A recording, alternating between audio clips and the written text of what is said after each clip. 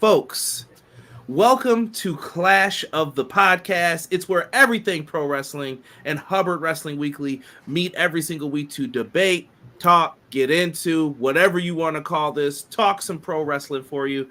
I hope you guys are excited.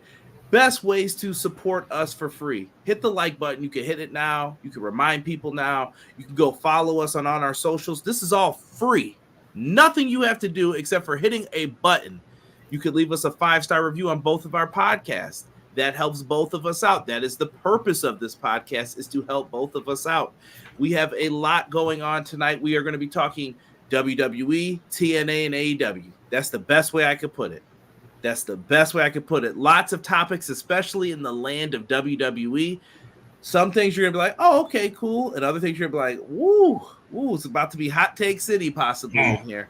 But we are going to bring that noise, and I hope you guys enjoy. I think we've touched upon it all. All I got to say is, you know what it means when I'm wearing glasses. It just means I'm wearing glasses. So, with that being said, I'm fired up, man. Conrad, it's good to be with you. Chat, we see you. Conrad, drop that thing.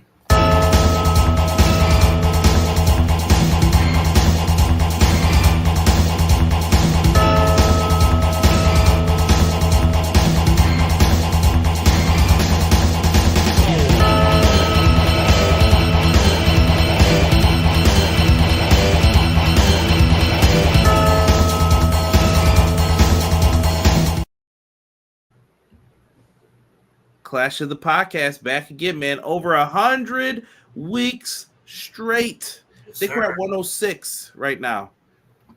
Amazing work what we've done. 106 in Clash. You know how it goes.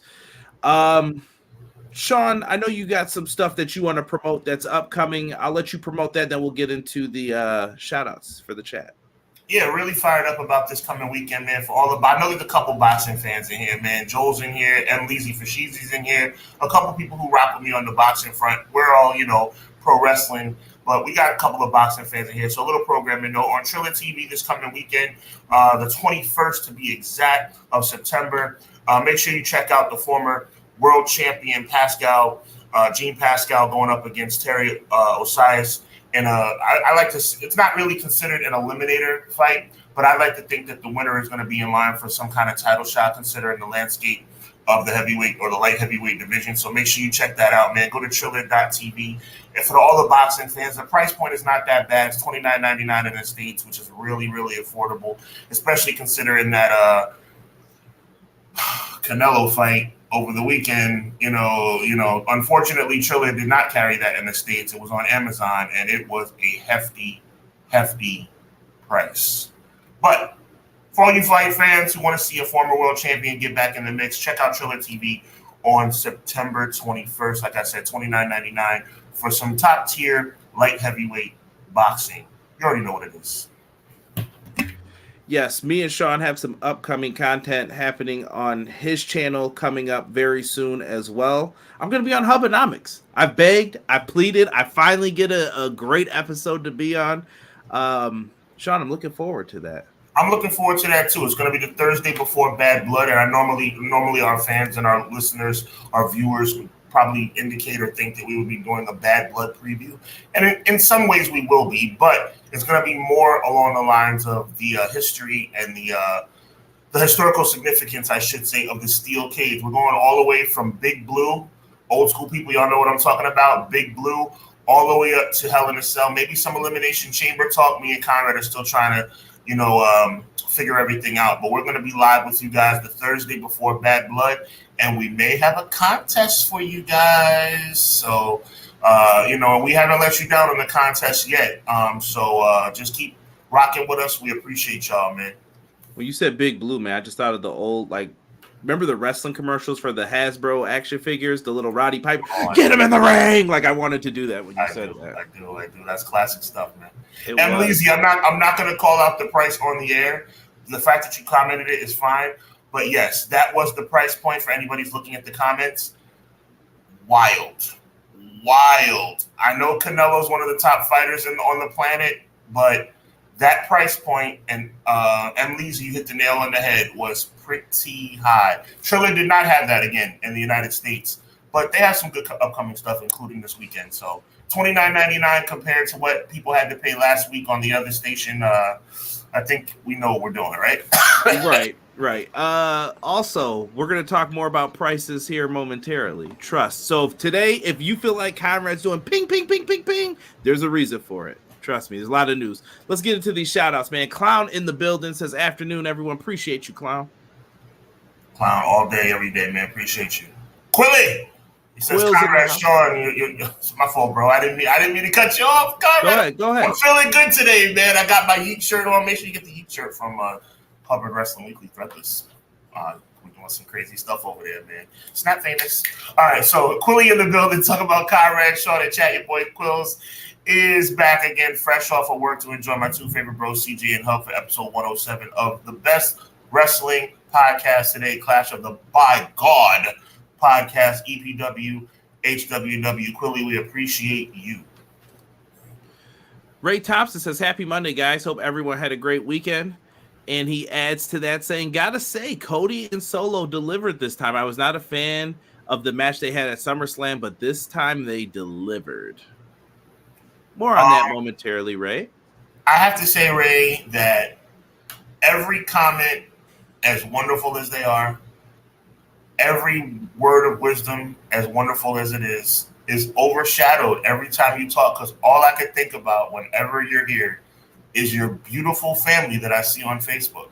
It just, you and your family and your pictures of your adorable family just override. It's like I can't even think because it's like cuteness overload. God bless you and your family, Ray Thompson. XG Dub says, hey, happy Monday. Putting this on while I finish working in the office. Appreciate you, XG Dub. XG Dub, you're great, man. Appreciate you. Gabe is in the building. He says, hey, everybody, how we doing? Reminder, Heels, in quotes, is now streaming on Netflix. That's a fact. That's a fact. If you want that season 3, you better let it play through a couple times. 100. M. Leezy. M. Leezy. Oh, Sheezy. Hello, good evening. Hope everyone had a blessed weekend, and let's kick the week off right with the two aces of our pro wrestling community. Emily's, we appreciate you not only for what you bring on Monday nights, but your continued support and informative outreach on social media during the week. We appreciate you. Yes. Guy Will Gamble says, Europe, what's good, everybody? Hope you're having a happy Monday. We are Guy Will Gamble. Thank you. Absolutely. The only Vinny that we like. Now, my friend on Instagram, I'm so fired up about the only Vinny I like. Hit me up on Instagram. He said, happy Monday and God bless. Hubs gave me there. Oh, he read my mind. I didn't even read the comment before you said that. Of course I'm going to follow you back on Instagram, bro. We appreciate you. I gave Vinny's podcast a listen. Nice. I did as well. Not bad. Very impressive. Not bad, Vinny. Not bad. I mean, I did hear a lot about Jets, but it's all right. It's all right out here in these streets, man. They're trying to make some moves and do some things here. Matt out here, he's talking, how are we 9 days away from Bryan Danielson, Nigel McGuinness on TBS? Crazy match, man. Crazy how we got there, too. I'll reserve my comments for later. Not often that we see a comeback of this magnitude. So we're actually seeing two guys that have come back from some dire circumstances. And these guys put themselves in dire circumstances in their matches in Ring of Honor. Some of the matches that built what Ring of Honor is to this day. Touché. And the name that you can coast off of because of it. Pro Wrestler Shoot, Jesse in the house. He says, hey, yo, make sure you check out Jesse tomorrow. He's got my guy JCSJ coming onto his channel. Make sure you guys show that live stream some love. And then the next week after that, episode 200. So make sure you guys are watching that. Big episode of PWS next week. Of course, check them out tomorrow. But next week is, I believe, their 200th episode. They put together an all-star panel. I am just blown away. They are doing some big things over there. Shout out to Jesse and James. Right. Gabe is back with the yo. About time, he said. Me and Shaw start talking pre-production, and we get going. Yeah, take it easy. After we just gave you some love, take it easy. I'm walking here. For the love of God. Joel says, hey, guys, you are the best part of Monday. Appreciate you, Joel. God bless you, Joel. Thank you. T3Z. Go ahead, I'll let you take that one. All right. EPW Bad Blood should have been either Cody versus Roman for title or Rock versus Roman. Cody defeats Roman or Rock defeating Cody, which then leads to Rock versus Cody at WrestleMania Vegas. T3Z, I like where you're going. I'm gonna shock you guys, and probably my tag team partner Conrad Cushman.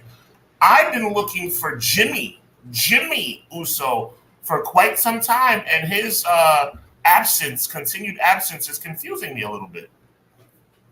Right? He said I typed too fast.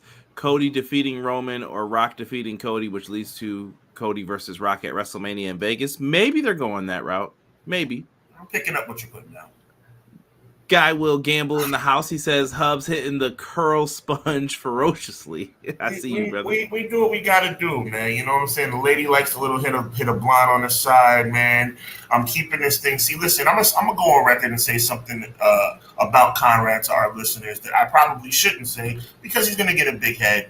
But I'm gonna tap into his humility right quick.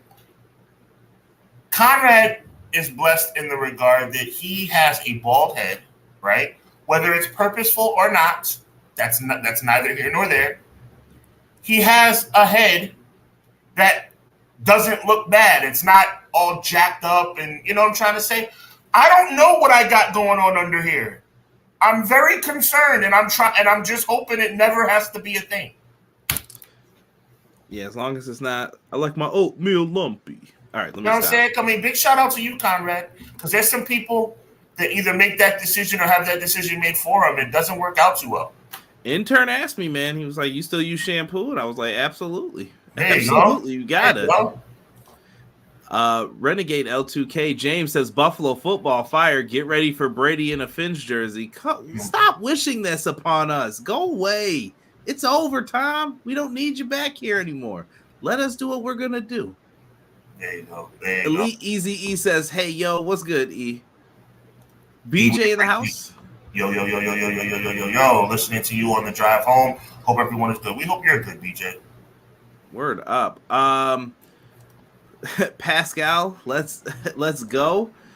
Speaking of boxing, Sphere and UFC looked nice, James said. Yo, it looked amazing. There's some people I talked to over the weekend that didn't really like the Sphere setup, but what a beautiful venue, and the camera angles were crazy. Conrad, you get a chance to at least see some stills of that? Okay, yeah, all right. Absolutely. Did you see that it was in the new UFC game? Yes. Hey, other games, take notes. Maybe you guys can, work on that a little faster. And AEW beat them to the punch. When I say them, you know what I'm talking about. AEW beat them to the punch. Book something in the Sphere, please. AEW, please. It's gonna be tough. You know who owns that? Yeah, unless WWE has a freaking lock hold on that too. Do you know who owns the Sphere? I know. MSG ain't happening, buddy. This whole monopoly stuff is out of control. Oh, I'm gonna go off on that later, possibly. Yes, sir. Spear beef, yeah, absolutely. We getting snook off the top of the cage. super. Let me see here. Now, courtesy of Bad Bloods, Roman Reigns, WWE's favorite. How can they coexist? That is their favorite storyline. Mega Powers if you bought it on Wish. Right? I'm just trying to see if I'm getting anything else here. Ray says, I appreciate that, man. Let me off the hook with some of my comments. Cena love. Listen, I let some people go with the Cena stuff. Cena's about to start getting down soon. I got to start telling the truth a little bit on some of this. Roman betrayed family by Sidon. T3Z gives us a salute as well. Thank you. Hold on. Emily Z said the documentary on the heel Japanese female wrestler hits this Thursday. I believe that's on Netflix, if I'm not mistaken. Clown says I can never justify paying that much for something like boxing that could be over in the first round. And you know what the thing is, Clown? It wasn't. It actually went the distance, but still, that price point is Conrad. Again, we're not going to say the price point on the air, but anybody who can Google it can see it. That's a lot of money, bro. Bugging. Oh. Bugging. Yeah, I don't want fantasy football. I got saved. That's all I'm going to say this week. I had a big game. Shout out to Collins. Shout out to Collins. There you go. Saved me. Sorry, Malik. McKinney. Go ahead, take that one, Sean. McKinney in the building. We appreciate you, man. He says, yo, I'm here to talk wrestling with the Fire live chat and the best bros in the biz clash of the podcast. And to let y'all know, when in doubt, look intelligent. Let's go. Woo! Listen, let me tell you something, man. The glasses work, bro. The glasses work. I just try and throw them on. Like, I like Bobby the Brain Heenan, God rest his soul. I have an IQ of over 200, but I'm trying to look like it today. That's all. You know what I mean? Yeah. Conrad always looks like the smart one in the bunch. I just try to keep up. Listen, I actually need to go get some new glasses, but I have to make the appointment first. I just need time. Time is the one thing I don't have that I wish I did. Wow. Nigel is great. Tony need to keep working on Hero. I think Hero will get back in the ring eventually. Pro Wrestling Shoe said, "What about me? What about Wrestle Dream? Quote the shoot, nevermore." Listen, stop being greedy. You'll get your show. Relax. It's building to something here. There you go. Steven Chambers joining us. Cody versus Roman at Royal Rumble. I was thinking the same thing this week a little bit, possibly. You know what, Steven? Great idea, but to me, it doesn't even matter. Just to see Cody and Roman on the same page, or whatever they're trying, the narrative that Triple H is trying. Let me tell you something. More and more people are starting to understand what I'm saying about Paul Levesque. It's not as good as people. Everybody's so excited. Oh, it's so much better. Is it really? It's better, but is it so much better? Because this Cody and Roman thing is corny. We'll get to it. To it. I'm going to shout out anyone who hasn't got to say anything yet. Mike Feasy. From The Rock, he said, "What up, Conrad and Sean? Appreciate you." There was one more. B-Boy Skyline also joining us. How is Fire Pro Wrestling on PS5? I enjoy it. If you like the Fire Pro games, I think you'll like it. If you've never played it, then holla at me in the DMs because I'll have to explain it to you a little bit. But it's something different. Do you have that game, Fire Pro? You mess with it? It's like a Japanese wrestling game. I am waiting for you to put me on. I'm very angry with you right now. It's a pretty good game. There's a steep learning curve to it. It's not like regular WWE games. It's more of a press a button, guess. It's hard to describe. I'd rather you watch a lot of videos. Huh? Is it fun? I have fun with it, but some people may say, "Oh, what is like?" Some people from the WWE games will play it, going, "I don't like this. This isn't because it's not what they're used to." So, unfortunately, I'm not. Or I should say, fortunately, I'm not closed-minded, so I'm open to whatever. Jesse, Triple H with the heart, cut it out. All of a sudden, Cody and Roman are on the same team. It's the most ridiculous crap I have ever heard. Let's start with TNA. The TNA Nation had a pay-per-view, Victory Road, that just happened. You could order that. It was on Triller TV. Yes, I thought the show was a lot of fun. I could not believe some of the stuff that happened here. A lot of changes, championship changes, too. I mean, like for me, TNA has really been hitting home runs lately. I'm really excited about their continued sellouts. And contrary to popular belief, I'm cool with the NXT collaboration. I just think that WWE should lend more of their higher tier talent. But, I mean, it is what it is. So far, so good. TNA's doing well. I'm not mad at it. Let me say something, too. I restrained myself this morning. Don't just say one thing. Say two things. No.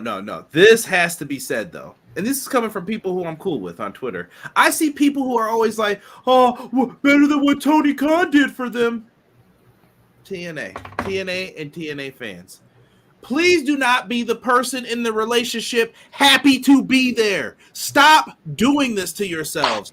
You just want to be there. I'm sorry. They're using you. They did this to ECW. I'm tired of telling you this every week. When Jordan Grace is gone in January, please come back here and be like, "Conrad, you were right." That's all I want to see in the chat sometimes is, "Conrad, you were right. Jordan Grace is gone. Joe Hendry's gone. The moment these contracts end, what do you have later? Get something now." Dude, AEW gave you their world champion. Kenny Omega was the world champion. That is respect. I didn't like the Tony Khan angle. It was during a period where you couldn't even have crowds. What did you want them to do? Yo, Stop being ungrateful. That's all I'm going to say on this. Let me go back to this victory road. I'll interrupt you when I hear a lie. That being said, please continue. Going back to this, Mike Bailey became the X Division champion. I thought they were going to play into this with Wes Lee. Instead, they went right back to Mike Bailey. I couldn't believe it. Yeah. The System won the tag titles back. I was like, okay, that's different. I did like the team of Jake Something and Hammerstone. I feel like those two should be doing more than just tag team, but I'll take it for now. They feel like they're kind of floating on an island right now. They have talent, though. Hardy Boys need opponents. I don't know what these guys are doing. They're just no comment. I like First Class, though. I do like First Class, but they did not get the dub. Steph DeLander out with a neck injury. She's going to have to get surgery.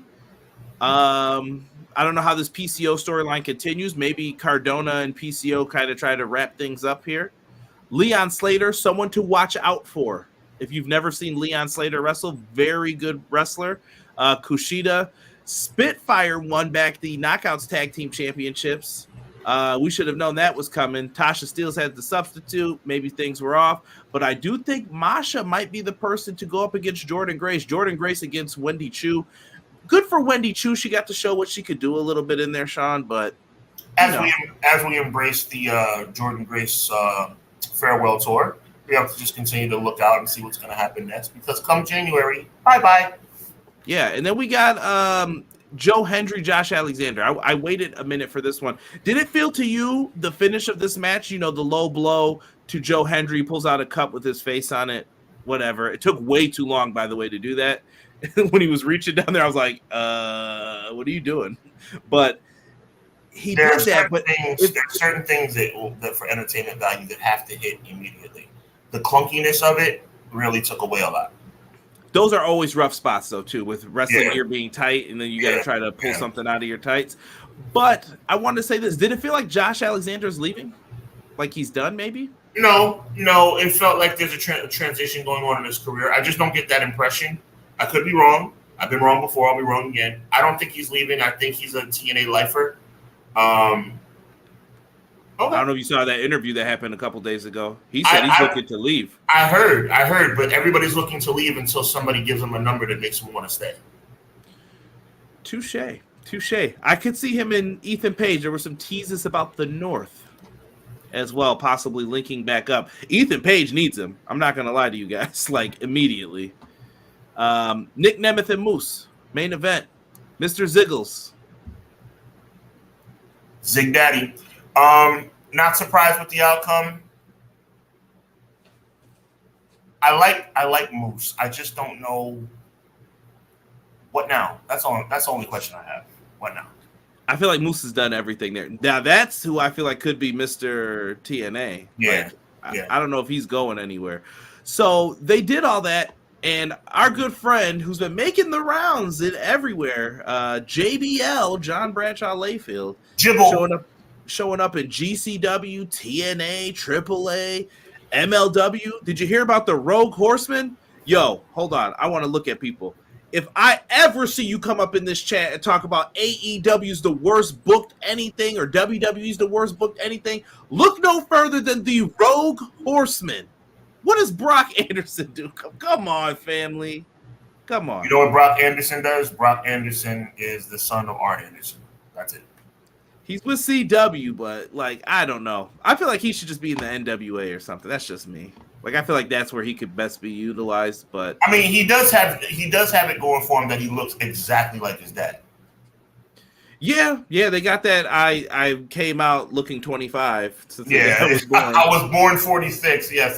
Yeah. Somebody had a picture of Arn Anderson holding like a trophy or something that said Arn Anderson winning his first championship in second grade. I was like, this is ridiculous. Chill. Yeah. Other than that, though, I don't know where they're going with this JBL thing. Is this a turn down the line? What do you see anything with this? Like, I don't have any inklings. JBL as a babyface just doesn't work. This is going to become a thing where JBL is going to become an authority figure that everybody hates. He's going to do something that's going to make I think Ziggles is going to be the point of emphasis. I think matter of fact, early prediction, he turns on Ziggles and costs him the championship at Bound for Glory. to align himself. Joe Hendry has to be the guy at Bound for Glory, right? Like, if they don't do that, what are we doing at this point? If they don't do that, what are we doing? But also, maybe Joe Hendry turns heel. Could be to finally get his moment in the sun. I mean, maybe JBL says, "Hey, man, you got to get serious." Yeah, that is true. I'm going. I just love throwing out wild storylines that sometimes come true. Sometimes they do. They might be listening. Yeah.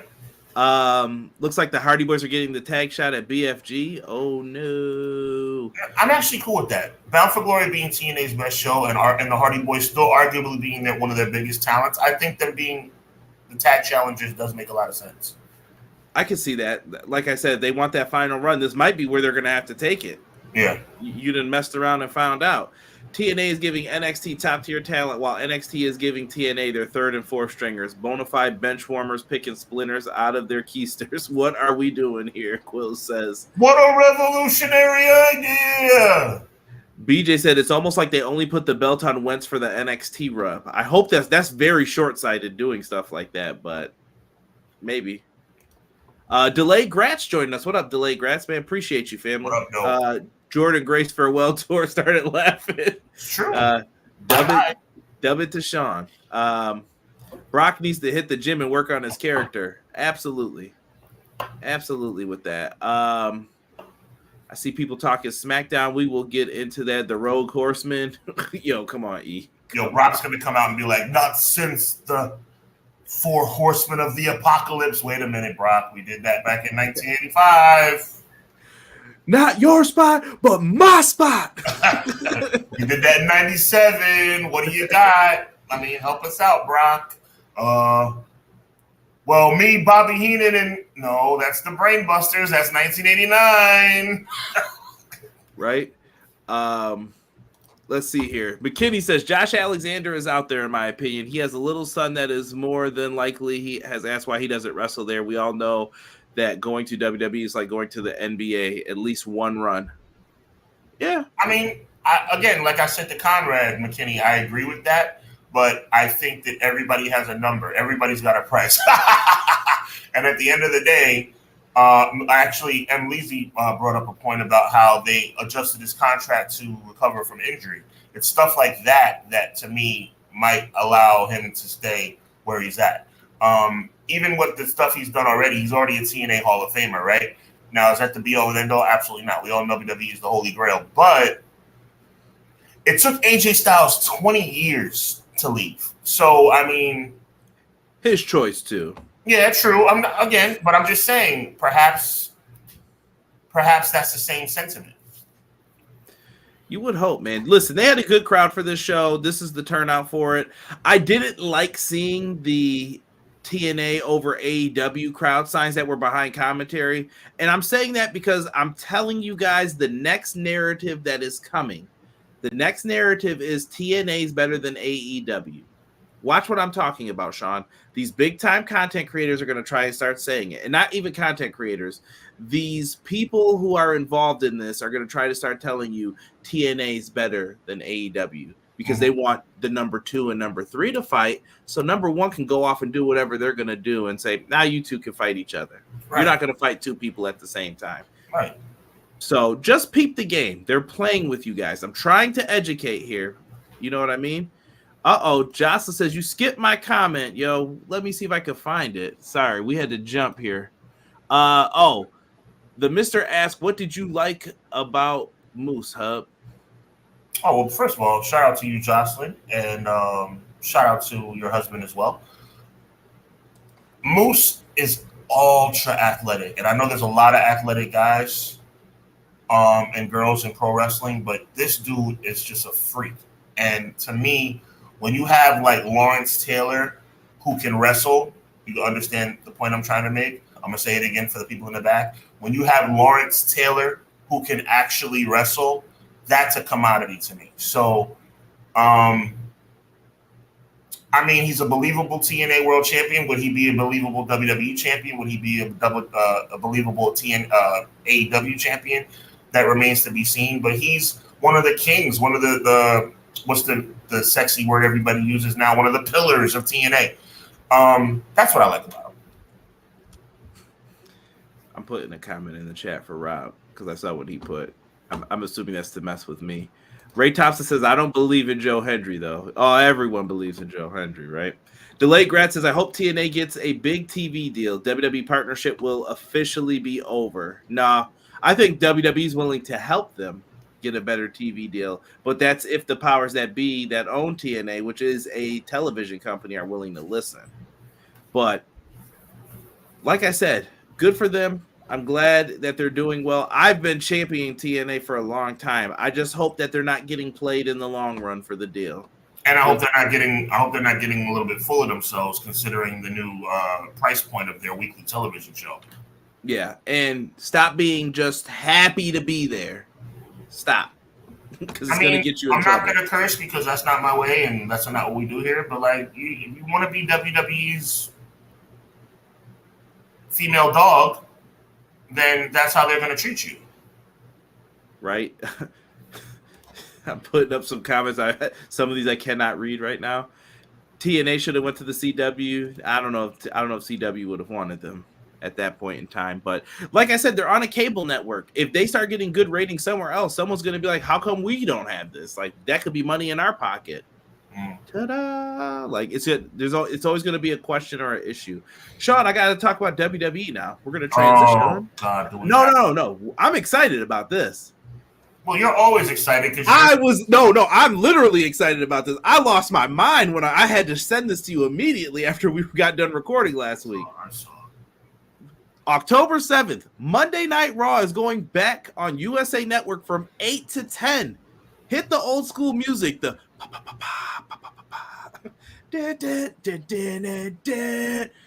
Listen, I will take 2 hours of Monday Night Raw. I hope you're not one of those people that are sad. Like, I saw people in the comments like, come on, man. How are we going to get more talent over? If you can't do it in 2 hours, you can't do it. So figure it out. I'm all for it. I'm signing off on this. Like, yes, immediately. Does this face make you think that I'm happy? I think so. I'm ecstatic. I'm ecstatic. In case you were thinking that I was going to say it's a bad idea, it's a tremendous idea. I will say this. I'm not happy about the 8 to 10. That's the issue. Why not? I want it to be 9 to 11. I think if it's more prime time, you could get some more edgier stuff in. So the fact that it's still going to be 8 to 10, I'm thinking like, okay, is it still going to be the whack show that it is just for 2 hours? I mean, it's moving in the right direction. And this is me. I admit, Conrad, look at me. I'm admitting that I'm being a little bit nitpicky. I would have rather been 8 to 11. I think, Jesse, inappropriate comment, that last one. I fully agree with what you're saying. I think, though, here's the issue. USA is the person who got dumped, right? I'm using a lot of relationship analogies. Mm-hmm. You've been dumped. And now they're like, oh, hey, I know that I'm on the lease for 4 more months. Can I just hang around? I thought it was pretty, amicable. Maybe we could work together in the future. I'm still going to take the dog on Fridays. It's all good, right? And they're like, oh, okay, sure. You're going to pay me $25 million, though, and you're going to stay around here for the cheap. I get it. That's fine. Right. As long as you're paying your portion of the rent. There you go. And an extra piece of my half. But they didn't get to pick that time slot. And USA has to start preparing in preparation for whatever's going to happen on Mondays from now on moving forward. I don't know if that's SVU marathons. I don't know if they're about to bring back Pacific Blue. I don't know what they do. Silk stockings, perhaps.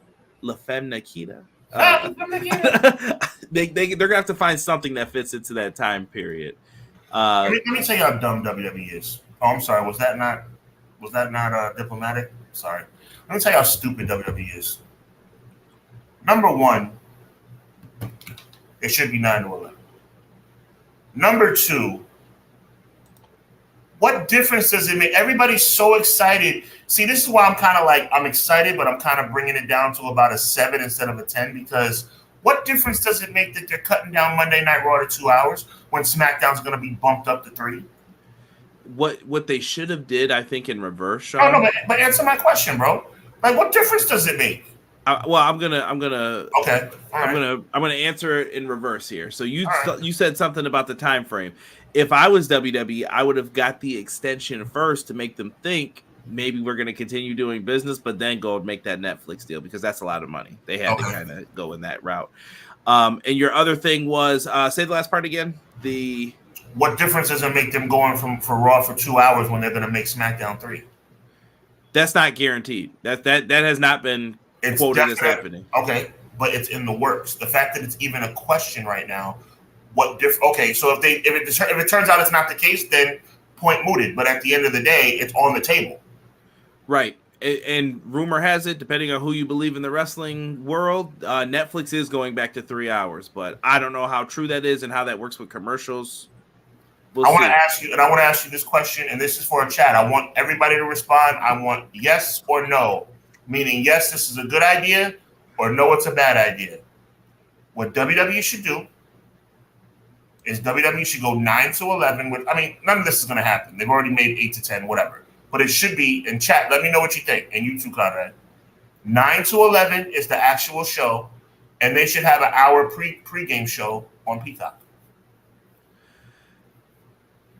They should make pregame shows part of their weekly thing. They should turn up the intensity, make people get excited about Raw before it even starts. I think you could, and then you could get some really good interview segments in, and then just save the important interviews for it. I've thought about that before too. When they were 3 hours, like hour one should just be like, we're gonna hype this up. This is the lineup we got going on, and then maybe music hits. Here comes the GM or someone to make an additional match. Like, hey, we just had a situation backstage with Kofi Kingston and Karrion Kross. So tonight, the opening match on Monday Night Raw will be this, and then you get people coming out maybe. I don't know, kissing babies, throwing them in the air, whatever they're gonna do, slapping hands. Cody Rhodes in it. Yeah, shooting t-shirts into the crowd. What a clown. Yeah, a lot of people. The late grads at USA said we ain't paying for 3 hours. I mean, they got it for $25 million though. Like it was said. BJ said coming to USA, AEW, Shockwave. McKinney says it's 2 hours because they're leaving USA and have to establish a show for 10 p.m. But the question is, will USA want SmackDown to be 3 hours? Because it sounds like Raw and Netflix will time flex. I don't know about that for Fridays. 3 hours, that's a lot, man. But it is a lot. And if they do it, you know what people are gonna say too? Oh, cutting in the Rampage. You got to get into that time. Rob says $25 million for 3 months of programming. They don't even have to try for. Well. Rob, they did put themselves in a bad position business-wise too, though. What if USA said no? Touche. You would have been begging, like, can we go on Peacock, please? And then they should have just been like, all right, for $55 million, what? You have nowhere to go. But the price they got is a really good deal, though. $25 million, that ain't bad for 3 more months. I'll take it. Donnie, what's good? Monday Appreciate night. You. Yeah, so happy 1 hour of less filler. Yeah, just if you like some of the undercard people, though, be prepared. They might not be on as often, but I'll take it right now. Let's move into SmackDown. And to anybody who is putting those atrocious old themes on this, stop doing that. I saw people hating because they have a hip-hop song for SmackDown. Cut it out. Incels. Stupid. Like, why do they do this, Sean? Why? What happened to rock music? If I saw that one more time on Friday on I want to punch somebody in the face for that ridiculous closed-mindedness. Yeah, ridiculous. You can definitely have these on here, but this is the new SmackDown logo. Thoughts on it? What'd you think of the vibe of the show? I mean, the vibe of the show is the same, bro. Like, I mean, I got the hip-hop Megan Thee Stallion thing is cool, but we'll talk about that a little later, too. WWE doing their same stuff they always do. But what's really the difference? It's still the blue brand. The theme song is different, and the letters of SmackDown are different. Who gives a crap, bro? It's like repackaging crap. It still stinks. They do have issues with the roster that haven't been addressed really, but there was a tease of possible someone coming over. The Wyatt Six. I don't know if you noticed in some of the interview segments behind, I believe it was Byron Saxton. They had their logo behind them, and I was just like, interesting. But why would they be moving? They're doing great on Raw. They haven't lost. Why would they come to SmackDown? But maybe that's going to be fed into a story or something. But I don't know what's wrong. Sometimes, and I say this with love, bro. You're my brother. I don't know what's wrong with you sometimes. Why are you trying to rationalize WWE storytelling? I'm just asking. It doesn't make any sense. You know the answer to that. It's ridiculous. It doesn't make any sense. They shouldn't move, but because they shouldn't, they will. Right. Rob said, why are we talking about what ifs? What happened? They are shrewd business people at the end of the day. That is true. Scumbags. 3-hour SmackDown would mess with the ROH pay-per-views too. See, there you go. SmackDown new theme is fire. Donnie likes the new logo. New logo is dope. It's not a bad logo, Donnie, but what does it mean? Okay, they changed the logo. Big freaking deal. The set is weak, bro. Can somebody besides me state the obvious? The set is weak. There was no originality or creativity to that set at all. That set is trash. That set is so mid. That set is the United States Championship mid. What if Raw's new theme song is Not Like Us by Kendrick Lamar? That is not happening, good sir. WWE ain't paying for them rights. Rob says hip hop and wrestling don't mix. Stop the trolling. Stop the trolling. A lot of people missed out on Def Jam Vendetta, the No Mercy successor, because it has rap. Yeah, that's true. To quote the underrated team in the word Kai, indeed. I'm definitely one of those guys. Nothing gets me less ready for violence quite like a twerking song. It's still good, though, Jesse. It's a different form of music for a different crowd, though. What did the mister say? Why is Ospreay on SmackDown? Oh, my God. Is that for the cage match, Jocelyn? I hope not. Nobody's watching ROH. Here we go. Rob, I'm fighting you after this. If I see you, you're catching a European uppercut today. I like the new logo, but it's giving me Subway logo vibes. Hold on, I got to pull it up, bro. Subway, eat fresh. Or is it just me? I'm not a Megan Thee Stallion fan, but the beat goes hard. I like the beat. I'm okay with it. Listen, do you remember some of the awful themes that we had? Like, Sean, think of another bad wrestling theme song that you were like, yo, absolutely not. A bad wrestling? That's hard. I mean, what was the SmackDown one? When I was younger, I was like, why am I watching this? I didn't like that one. I remember that crap. Yo, it's trash, bro. Not for me, LOL. It's all right, Jesse. At least you admit it's not for you. You're right. The new set isn't exciting. Let's go back to 2003 with the giant fist. I do miss the SmackDown fist. Thank you, Donnie. Lord Jesus, like something. Oh, so Jesse confirmed. I love hip hop, but just not that song. We all know Jesse loves hip hop. I'm just wondering why he doesn't like hip hop for wrestling. No, he didn't say that. He just said he likes it. He just thinks it's not that song. Just that Megan Thee Stallion song specifically. Yeah, he's just like, he's not feeling it. He feels like it's a twerking in that song. case, I guess it's all good, right? Cool. Yeah, that's fair. What's up, guys? T. Ferg says, watch some SmackDown, but I saw more college football game that was on Fox. Heard Vicky and RVD were on the show. Funny, yes. A lot of Legends contracts being signed. Victoria, RVD's back. They got people all over the place. So, things to watch. I like the intro to SmackDown. Didn't feel generic. Yeah, I see people saying it. It went over your head. He thought Logan was Ospreay. I didn't know if Logan Paul was on. Oh, right here. Yes. Yeah. I don't mess with Logan Paul too much. I'm not going to lie to you guys.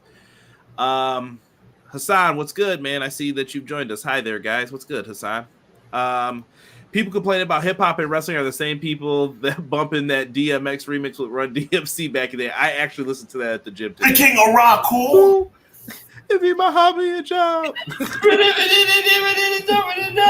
I come to the ring. With the ball, the bang me. Jesse says opening theme should be rock, in my opinion. Hip hop and wrestling go hand in hand, but I need something to get me fired up at the beginning. See, hip hop gets me more fired up. Listen, there's some good rock songs too, though. Thorn in Your Eye always had me hyped up, man. That's what she said. Peace. It's all Triple H thinking and booking. Let me see. Logan Ospreay. Come on now. It's a few SmackDown themes that were trash dookie. Now we can add another to the pile. Woo, McKinney not a fan either. Run DMC DX theme was the best. I loved it. Why is Logan Paul on the graphic and not Jade Cargill? She's traveling brand to brand. That could cause some confusion. You like that? I got my corporate hat on. That could cause some confusion, as she is currently the women's tag team champions. People used to tell me when I was in management that they knew the BS was coming when I did this. That was my sign for you to know that here it comes. So that could cause a lot of confusion between Bianca and Jade and what shows they're on. So we don't want to do that because they're going to travel to both shows. Well, you said it was BS, so now that means I don't have to say it. People are going in. Oh, DMX. Stone Cold, T3Z. Stone Cold's 2001 theme was epic. SmackDown should use DMX's intro from Def Jam Vendetta. Method Man and The Rock's theme was fire. You smell what The Rock is cooking? Yeah, I do. Jesse, we can't. Sean's was unexpected, but I can't read those comments. talk about booty cheeks here. I'm gonna tell you why, Jesse. Because when I say that's what she said, it leaves it up to the imagination. What imagination do you need if that comment was read? It's so like in your face. Again, that's what she said. Right, and Jocelyn brings up a good point too, as well. She's just happy that there's a woman on the SmackDown theme. Nothing wrong with that. Oh, touche. Yeah, touche. I'm trying to think if a woman has been on any of the opening theme songs. I'm sure Charlotte's been on something. No, I mean for the openings. Mm-hmm. Maybe Poppy for the pay-per-views, but I'm trying to think. And I know there's been some other pay-per-view songs in the past, but for the weekly shows, though, has there ever been? I don't think so. I can't think of any. If someone does, let me know. I don't know. I find it hard to compliment WWE for anything. The WrestleMania theme is worse. Wait till we get the weekend. Jade and Belair are champions. They need to be centered. Here comes E with the Bully Ray comment of the day. They need to be centered at 5 times bigger than everyone else. WrestleMania 31. We've been working hard for too long. Yo, chill.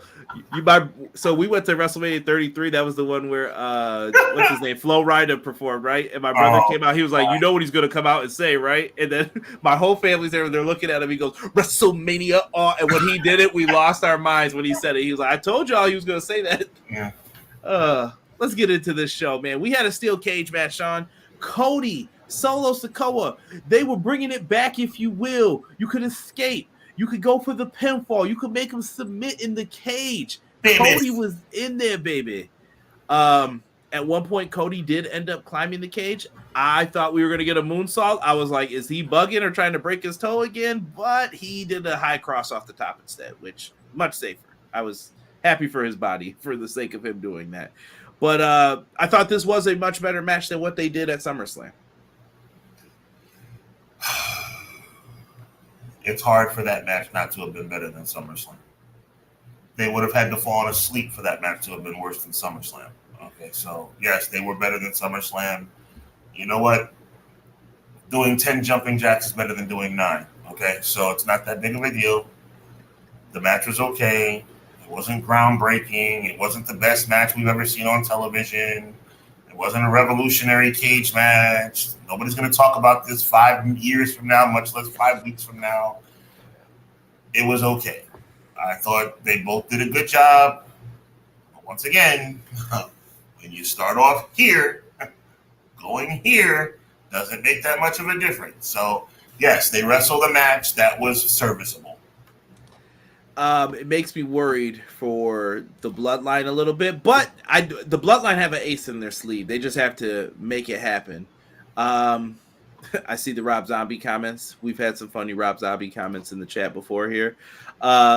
Quills, I promise you that I know I was being sarcastic completely. When you see this, sarcasm is incoming, and business BS is incoming. Yeah. Jesse said he had fun watching the show. I will say that I enjoyed it more than most SmackDowns, but I am not the biggest SmackDown guy. We did get the return of the OTC Roman Reigns. I'm not going to lie. Sean, we talked about this. What's our number one example, bro? What's our number one example on this show that we like to use where there's 2 superstars being compared and there's a championship between them? The Mega Powers. What role? Brother, yeah. What role did Roman play on this night? He definitely felt like the Hogan. Yeah, Roman was definitely Hogan in this scenario because, the guy with the belt definitely seemed like he was playing second fiddle. You can play Cody Rhodes music all you want, but everybody's looking at Roman. And you know what? I'm happy they're looking at Roman because Cody is not him. You know how you know you're not him? How do you know? When him shows up. Yeah, I listen. Cody's the champ. And I thought Cody did try to salvage it in his promo where he was like, I've got this and you want this. And Roman kept looking at it. Even, did you notice even on the steps when he did the little turn? For the wise man wasn't there. Absolutely. The title wasn't there. They're going somewhere with this, I hope, man. Jesse said, man, Hub, give flowers what flowers are due. I like Cody. I just don't like him as much as everybody else. Chat, always remember, if you ever want to know if somebody's not him, the way you know if somebody's him or not is when him shows up. Cody may think he's him, but him is back. And I'm not talking about Carmelo Hayes, even though I like Carmelo Hayes. I'm talking about Roman Reigns. Roman Reigns is him. Yeah. I mean, listen, when you're the guy, I always tell people they're always focused on one guy. There is someone that they will turn to no matter what until they decide to change it up. It's probably Roman. B-Boy, Skyline, Lord have mercy. He's trolling. I know. He's being funny. I got you. Yeah. Maybe Roman Hogan should have came out to Young Jeezy. Oh, I think he meant Jeezy. I know who we meant. Trap all day from the Hogan Knows Best show he was listening to. I know who he's talking about. Hogan was riding around with that on repeat, thinking he was cool. Randy Orton turned out to be Kevin Owens' mystery partner. Hogan couldn't be cool if he stood in the freezer. I couldn't even say anything to that. What is wrong with this? Orton and KO teamed up. I was kind of like saddened a little bit. I thought we were going to get something, out of the box, but then I was like, oh, Randy's back. That's what we did. Shout out to the guy, the independent wrestler who they had come out at first, definitely got a lot of promotion. I know he just got stunned by Owens and then walked to the back. Yeah. But Ricky was getting a lot of love. Funny choice of name, too. Just saying. But Pro Wrestler Shoot interviewed that. One of his first interviews was that independent wrestler. So if you guys want to know about him, he's in the Pacific Northwest. So check it out. But yeah, good for him. Eddie, do you want to say anything else about this? Is it time to turn these two or one of the two? Of course, man. And look, and the person I think that should turn, everybody's gonna think I'm crazy. Oh, Sean, you're just hating. Sean, what are you talking about? Sean, we love Cody. Sean, Cody's the greatest wrestler of all time. Sean, Cody has amazing hair. Oh, we love Cody. Look how he kisses all the babies and hugs all the women. He's best. Oh, he has a beautiful daughter. He has a beautiful wife. All of that means nothing. Cody should get that sounds like a good idea. You know what that means. Cody should be mad that Roman Reigns is getting all the cheers. Cody should get mad because people want to see Roman Reigns as champion again.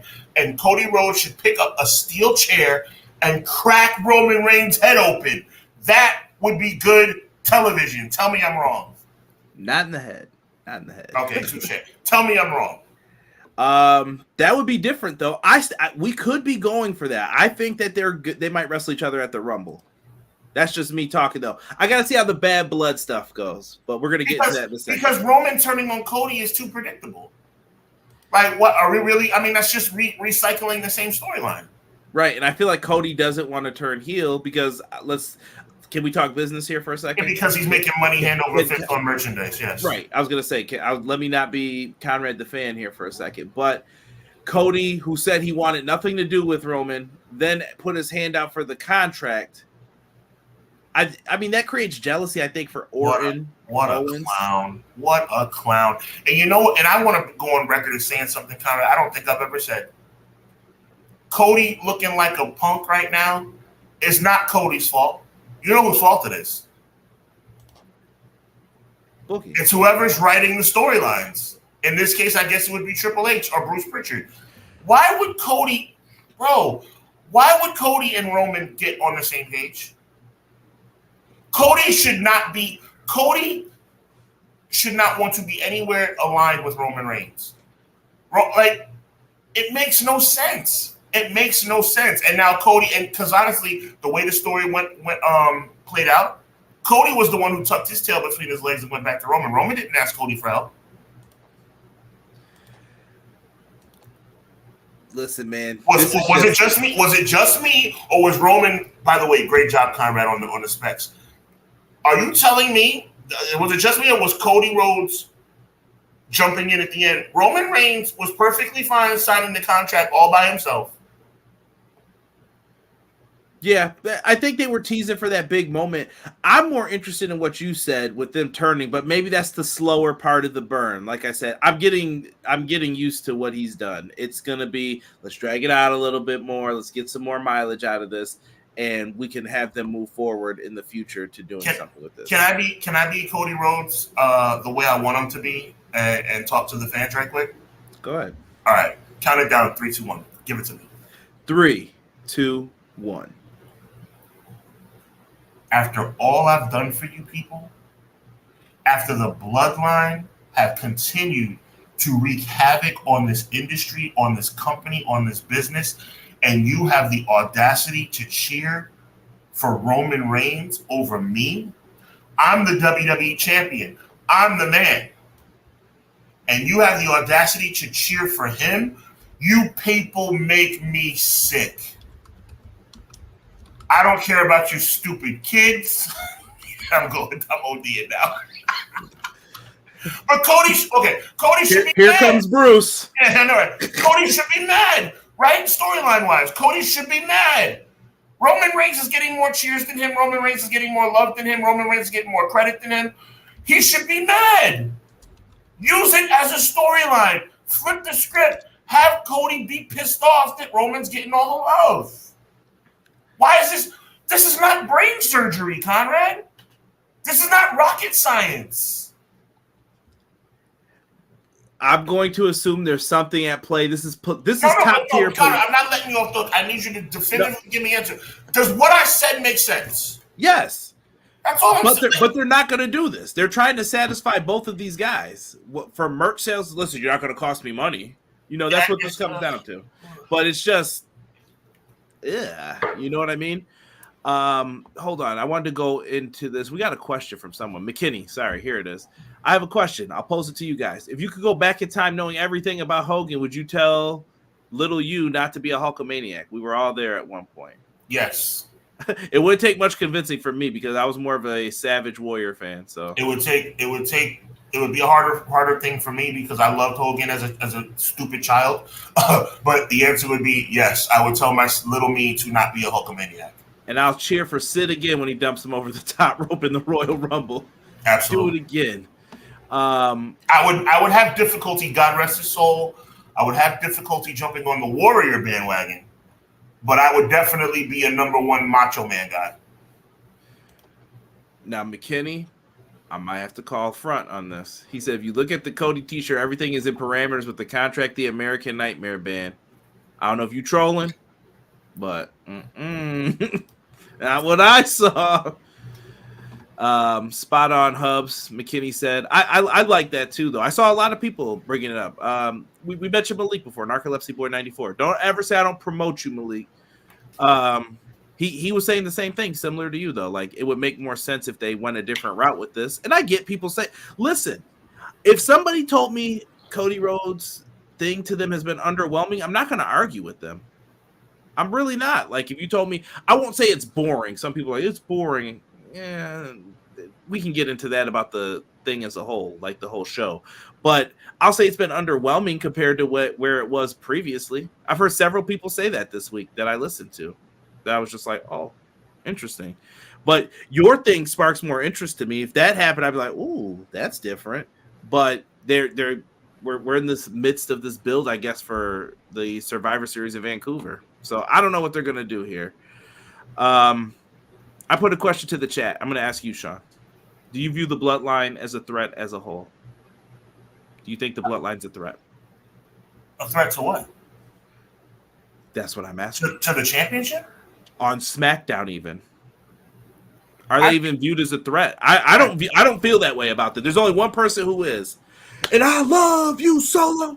That's it. That's the only person I want to see. The Bloodline is currently constituted is kind of like Bloodline B team. Right, and you know who you want to see rise from the ashes out of it, but how long are we going to wait till we get there? I mean, well, that, and now this is going to sound really crazy coming from me, considering how I normally think. I do think that Jacob should be a slow burn. Absolutely, but that's not usually my way.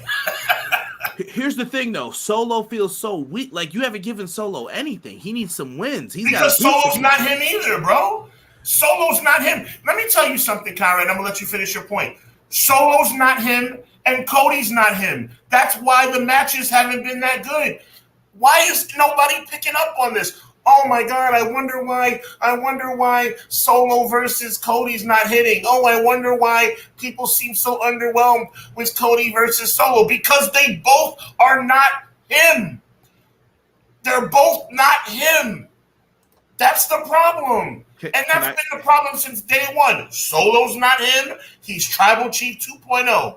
Cody Rhodes is not him. He's WWE Champion 2.0. Well, we know this company only puts one person in that role, though, as well. Well, touche, but I'm just making a point here. I'm walking. Well, but what was I about to say to you now? Oh, for Solo. Classic line in the world of pro wrestling. I won't mention who has said it, but even Godzilla got a couple villagers. Like, you got to feed him someone. He hasn't beaten it. Can you think of the last time you remember seeing Solo win? Touche, but the problem is this. You have to, not even problem, I take that back. The dilemma is this.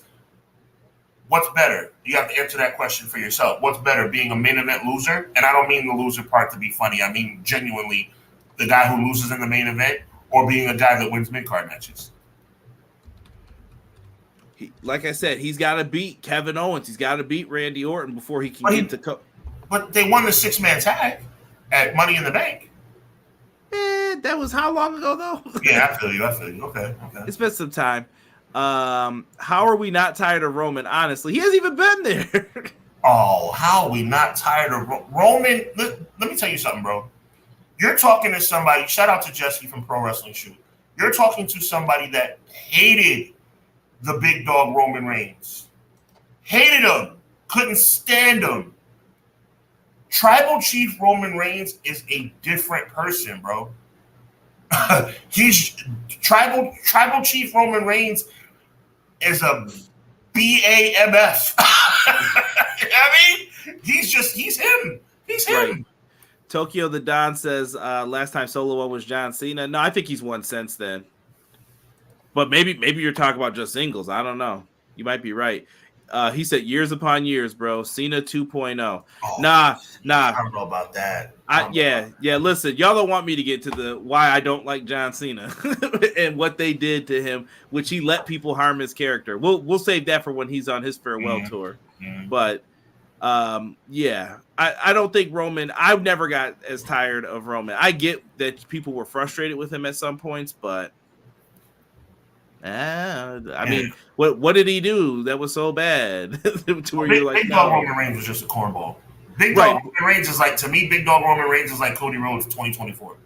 The 2014 Royal Rumble, the 2015 Royal Rumble, I don't know what happened, but they just turned on him. Once you became the guy under Gomez, they turned on you. That was it. I think you're overthinking it, brother. I think it was a simple. Tell me the last guy he picked that they liked. You know who it was? You smell it? Fair. I'm simply saying this. My logic is very simplistic, very elementary. Roman Reigns got cheered because they did not want Batista to win in 2014, and Roman Reigns got booed because they wanted Daniel Bryan to win in 2015. That's all it was. I can agree with that. I can sign off on that. Yep. Speaking of things to sign off on, they signed off on a new contract. NXT is coming to the CW very, very soon. They are going to be in Chicago. CM Punk is announced for next week's NXT. Looking forward to that one. He's got an idea about the NXT Women's Championship, but Randy Orton show they have happened to move it But WWE is being praised for that. So more on that momentarily when we get to the AEW portion of this. What are you thinking here, though, for NXT's move to the CW? Lots happening here. Rumors of people possibly showing up there. Motor City. Downgrade. What do you think? What do you think? Should NXT be on the road? Do you add Motor City Machine Guns to the roster? Quick thoughts on this stuff. Quick thoughts. NXT is going to get better. I like the new TV deal. I like the fact that the Motor City Machine Guns are going to join. But I like it for NXT. I don't like it for the Motor City Machine Guns. The Motor City Machine Guns are one of the highest, most decorated tag teams in the history of pro wrestling. And they're being relegated to WWE's developmental brand. It's disrespectful. I don't like it. I never will like it. Do you like it if they're going on the road more? Like no. They're starting in Chicago? Until NXT, which it was for a brief moment a few years back, until NXT is legitimately considered the third brand of World Wrestling Entertainment, I will never, ever respect them bringing in established superstars and putting them in their developmental. The Motor City Machine Guns are a Hall of Fame caliber tag team, and you're telling me they're going to be relegated to the NXT brand? If NXT was on the same level as SmackDown or Raw, that would be a different story. It's not. Oh, and let me clarify. Shout out to McKinney. NXT is better than developmental, but it's being listed as developmental. And if you're going to list it as developmental, the Motor City Machine Gun should not be there. Let me see here. I'm jumping around. CM Punk's ideas for Roxanne versus Cora Jade. He hasn't announced that yet. I mean, how dare you, bro? I'm sorry, but something just came over me. How dare you relegate the Motor City Machine Guns to your developmental brand? And why would Motor City Machine Guns even go for it? I mean, it must be a lot of money. They've never gotten the big break, I feel. I mean, unless you count TNA, but even in TNA, they kind of poo-pooed on them. You know what I mean? You gave me the title because you needed somebody who's been around. Tokyo the Don says NXT is going to take AEW out of business. E says Motor City on NXT, they need reps or they want a lighter schedule. I don't know. Did Regal or Mark Henry do anything but scout talent for WWE? I think that's what JBL was doing. We talked about that earlier, too. 100%. Motor City Machine Gun should be main roster, end of story. No, the only person that's a threat in the bloodline to me is Jacob. Okay. CW is less seen worldwide than it once was USA. It's going to do worse, but they don't care. They are making money. That's all that matters. And over fist. That's what they're thinking about. I would like to see Motor City Machine Guns on the main roster. I mean, are you going to put Lucha Bros down there too? Like, I don't know. This will be pending, even though the rumors are that Lucha Bros are going main roster right away.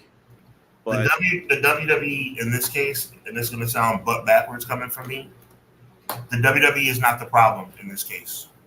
My frustration is with the talent. WWE is obviously part of the problem. Let me rephrase. But if Conrad Cushman is the best in the world at what he does, and you're telling me that Conrad Cushman's going to be the B announcer, that's a problem. That should be a problem for Conrad Cushman. That's what I'm trying to say. Why are the Motor City Machine Guns and the Lucha Bros and whoever else not having a problem with this? Why is Shinsuke Nakamura, I'm going way back here, guys, don't judge me. Why is Shinsuke Nakamura, one of the most decorated Japanese superstars in the history of the sport, being relegated to New Japan? Being relegated to NXT. Why is the TNA World Heavyweight Champion Bobby Roode agreeing to be a developmental superstar? I think back then they could be protected there, if that makes any sense. I think Triple H was trying to hide people away before, let me get my hands on them and then ruin them. That's my pick for why they stayed down there. But I don't know if they can call those shots like that. Like I feel like the Lucha Bros are. From what I'm reading, it sounds like they're like, no, we're going to the main roster. We want the money now. I just don't want anything to happen. I think of people like Kenta, aka Hideo Itami, for WWE fans, getting injured in NXT. It was like that wasn't his fault. Like he lost an opportunity to be the NXT champion because of a fraudulent hip toss. Like Absolutely. That's crazy to think about. He shouldn't have been there. It's kind of like, in my mind, that's what I always thought. Like, you shouldn't have been there. Why? E says fix that main roster tag division. We can say that for a lot of places right now. I'm not gonna lie. I might even pass that to AEW. You got to slow down and recalibrate this thing. Going into this, McKinney says bringing in Motor City Machine Guns to NXT helps them becoming that third brand. But in actuality, I do believe Motor City Machine Guns want to go to NXT. It's their kind of vibe. But trust and believe the main roster needs them now. Interesting. I'm jumping to. Let's make this the Jey Uso segment here for you, Sean. Jey Uso last week. Yo, if you could close your eyes and just listen to the audio version of the podcast for the last weeks of this Intercontinental Champion, I think they called it a tournament, even though it's not. Sean painted this the night they announced who was in the tournament. Sean's like, Jey Uso wins. He goes into the next round. He wins again. He does a splash off the top rope. And he told me this. It was so funny watching. I was like, man, Sean's going to be so mad. And now me and Sean know what part we're at, though. We know what I love Jey Uso. Look at the shirt. I love Jey Uso. But Jey Uso will not be the next Intercontinental Champion. Well, let me take that back. Jey Uso may be the next Intercontinental Champion 6 months from now. But he's not going to be the next Intercontinental Champion within the next month. It's not going to happen. 9 times out of 10, the match is not even going to happen on Bad Blood. It's probably going to be on Raw. Jey Uso will put on a tremendous performance. And then he'll be spared. And Jey Uso will go to 0-9 in singles championship matches. And then he'll be joined and comforted by his friend Sammy as they proceed to get beat down. And so it begins. And we're off to Survivor Series. I've said it before and I'll say it again. And I've said it so many times that there's no way, and I'm promising you, Conrad and chat, that there's no way I'm going to go on a tirade. Jey Uso has been a top 5 popular guy, and that's probably putting it lightly, in the company for a year. He sold merch after merch after merch. They're making a new pink version of his merch for the ladies or whatever, the kids, whatever. He's selling shirts hand over fist. He's charismatic. He's believable as a pro wrestler. His moveset is not that great. Don't talk to me about that crap about movesets. I'm sick and tired of it. It's a bunch of hypocrisy when people talk about his moveset when there's so many people who haven't been able to put on a wrist lock and have been world champion, okay? So cut the crap. Triple H doesn't care about Jey Uso other than him being in the bloodline. And Triple H is not going to deviate as it relates to the popularity of Jey Uso. I've come to that realization. I have come to the realization that my favorite wrestler in World Wrestling Entertainment will never be a singles champion. Is it fair? Is it just? No. But is Triple H fair? Is Triple H just? No. Triple H likes who he likes. Triple H pushes who he pushes. And it's hard to change his mind. The only reason they changed their mind with Cody, I'll never know. Maybe Rock was cool with it. Maybe Rock was the influence behind it. Maybe TKO was the influence behind it. Jey Uso is not The Rock. Jey Uso cannot walk into a boardroom and say, okay, this is what we're going to do. Jey Uso is a talented professional wrestler who deserves to be a champion. And I've come to the conclusion, chat, BJ, M. Leezy Fashizi, Guy Will Gamble, Quilly, Deanna, Mike Feezy, Ray, whoever, everybody. Eazy-E, everybody. Triple H will never allow Jey Uso to have his moment in the sun. Jey Uso will undoubtedly, and it breaks my heart to say this, and I really mean this, it breaks my heart, and y'all should know by now I'm being super genuine. Jey Uso will never be a world champion, and Jey Uso will probably, more than likely, never be a significant singles champion either. It's a crime, but there's nothing we can do about it.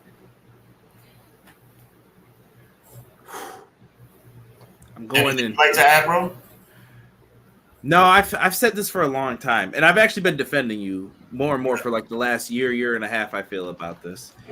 Sean's not wrong in saying top 5. His name's on the merch seller list. His name's everywhere. But here's the thing that I've noticed, and I think Sean knows that I have that.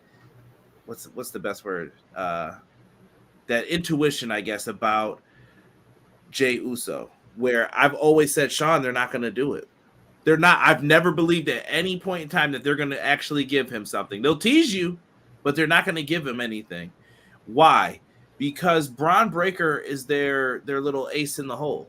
Unless Braun Breaker magically gets suspended and does something crazy, right? In the next, it would have to be wild. Yeah, wild. They're not going to do that. Braun Breaker. And Sami Zayn said it best, Sean. I know that at one point I'm like, man, Sean doesn't like Sami Zayn. Sami Zayn said it about his booking. He was like, Triple H is like this. He's got the blinders on. He's his path. He already knows what he wants to do. It doesn't matter if you get over. It doesn't matter if the people are getting behind you. And that's why, and I don't know if I've ever gone this far before, Conrad, but I mean, obviously I've hinted at it. I'm not going where you think I'm going because I'm not going to get us kicked off the air. But thank you. I will say this: Triple H is a hypocrite. Triple H is a hypocrite because Triple H went through this when he was a young wrestler. Triple H went through this for whatever reason. Call it the curtain call, Madison Square Garden, whatever you want to call it, whatever reason it may have been. It doesn't matter what the reason was. And he's benefited more than most, too. Most people get in trouble, and they could never get out of trouble. Exactly. This guy got to apologize, and then they formed DX, and it was good in 2 months. Like exactly. Okay. So, but Triple H, I mean, even as world champion, Stone Cold allegedly didn't want to drop the title to him in SummerSlam. Okay, well, he won it the next night on Raw. At the end of the day, Triple H always got his just due. You guys want to say that I'm unfair towards Triple H? Say that if I ever were to say Triple H is not a Hall of Fame in-ring talent. You know why you would say that if I said that about him, about being in-ring? Because that would make me a liar. If I said Triple H is not a Hall of Fame in-ring talent, that would mean that I'm a liar. Do I think that Triple H is a tremendous booker and storyline writer? I don't. He walked into the Bloodline. The Bloodline was ready-made for him. He had an all-star cast in place for WrestleMania. A WrestleMania that any of us, me, Conrad, or anybody in this chat could have wrote a successful WrestleMania with the people that he had on deck. There's a reason why Bret Hart doesn't like him. There's a reason why many people don't like him. Triple H is unfair. Triple H is unfair. And it's time that we wake up, recognize that. I'm not saying Triple H is a horrible human being. I don't know Triple H. I don't know Paul Levesque. But I know this. There are prerequisites that make you somebody to be pushed into a main event situation. And Jey Uso checks about 4 out of those 5 boxes. Hubs, we got a question from T Ferg asking about where is Nakamura, AJ Styles. Thank you, E, for bringing this up. According to Fightful Select, AJ is healthy, but just isn't being used by WWE on programming. Right. I think Nakamura is in the same boat. I'm jumping here. I want to have faith in Jay. I hear you, Matt. Deanna says, why let him be a contender to lose? It hurts. He deserves better. Let me jump in right quick, Conrad, if you don't mind. Go ahead. That's another thing, and we've talked about this off the air, Conrad. Not only, thank you, Deanna, for this comment, this commentary. Not only are they having, this is what makes it get ugly for me, Conrad. I don't think I've ever broken it down to you quite so finely before. This is what makes it uglier. If you don't think Jey Uso should be a champion, that's one thing. It's bullcrap, but that's one thing. Why are you continually giving him title shots for him to lose? The narrative, Conrad, the narrative, chat, is that Jey Uso's 0-8, 0-9 in world title and in singles championship matches. That information is out there. Right? It's not a hidden thing. It's not like Undertaker winning his first 4 matches at WrestleMania and us not picking up on the fact that he's undefeated. This is like WrestleMania 25. The Undertaker's 115-0, and we know it. You know what I mean? Jey Uso being winless in title matches is out there. So why are you continuing to put him in title matches to lose. That's what makes it ugly. McKinney said, here's what you'll know when they put a single side of Jey Uso. He'll suggest to his brother once they reunite that they go after the tag belts, and Jimmy is going to say, no, go for the IC. Mm-hmm. I don't believe that's what's going to happen. I think they're going to team back up. Right. I don't think Can you do me a favor? Can you do me a favor, Conrad? Can you please comment, give some dialogue on that point I just made? Because I would love to hear how you feel about it. Doesn't the fact that they continue to put him, or Triple H or whoever puts him in position to lose, doesn't that make it worse? Yes, I think so. Here's what I think. I think that Triple H feels that he doesn't feel what he's doing is a booking snafu. He feels that I am putting you in prime real estate position. You're going to feud with the Bloodline, the most important thing in the company. With Cody, you're involved in all of this. You are a player in it. Now, is that good for him? Sure, that's fine. But my thing is, what happens when this is all said and done? Where does he go next? The only logical thing is Jey and Jimmy need to reunite. McKinney's point that he brought up was Jimmy tells him no, go for the IC. What's Jimmy going to be doing? But let me answer that question with a question.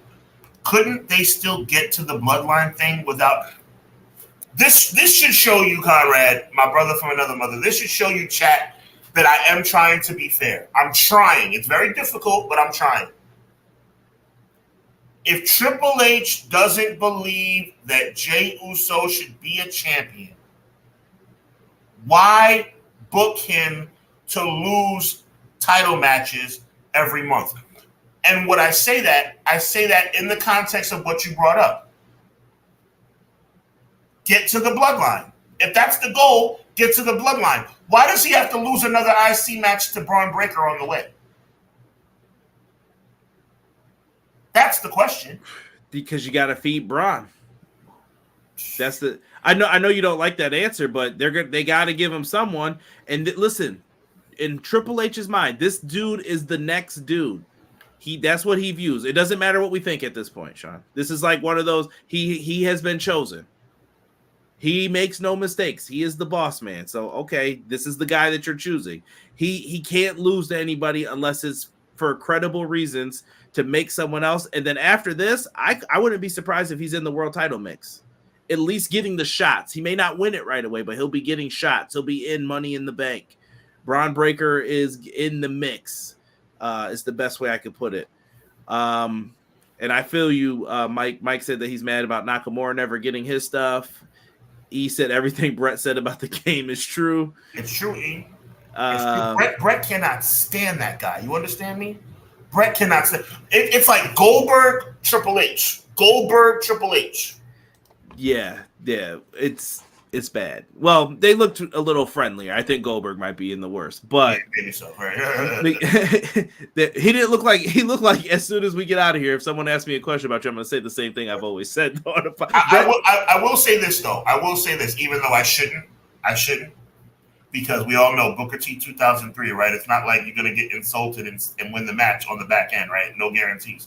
But I'll have. Can I get my fingers any? I'll have that much hope that Jay's going to win if Braun brings up the narrative that he's never won a title match. If that gets brought up, I'll start saying, okay, maybe there's a smidge, a speck, but he'll still probably lose.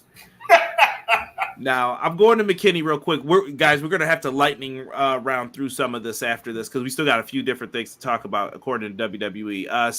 At this time, Sammy is right back in the world title picture, so you got to sit back and ride until you get called to step up. I understand impromptu booking when it's warranted, but we haven't seen any impromptu booking. Sami Zayn got over one-time major. So now you're putting him back in this Gunther situation, but Sammy's not going to win. We know this. I'm telling you this. Sammy and Jay aren't going to win.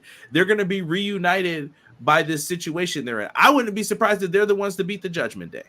And that's why they're doing the whole Rhea, Jay, to keep reminding you that Jay could go back and feud with the Judgment Day. Oh, you shouldn't have been doing that. You were meddling in our business. Why were you doing that, Jay? Right. I'm just letting you know that's what it's going to be. What's going on, man? Appreciate everybody that's in here. Yeah, I can't say that, Matt, about Goldberg. Sammy is here for this one match. Absolutely. I feel like Jay is like building Legos. He's always in the title mix, so it makes him strong when he finally wins. All the losses will make it sweeter. I'm gonna disagree with that, but there comes a point to where I don't care anymore too. Are you at that point? Almost. To where whatever. I'm gonna say it in a different way, so it can feel different, and then you can answer again. You no longer care about Jey Uso.